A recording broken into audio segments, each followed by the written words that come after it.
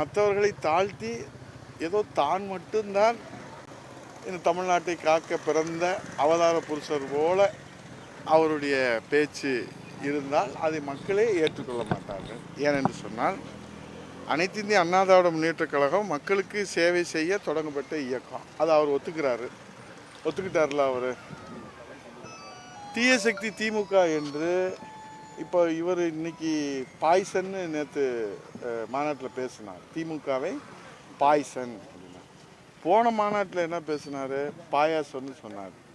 போன மாநாட்டில் பாயாசம், இந்த மாநாட்டில் பாய்சன், அடுத்த மாநாட்டில் அமுது அப்படின்னு பேசுவாரா, என்ன பேசுவார் நமக்கு தெரியாது, அவருக்கு தான் தெரியும்.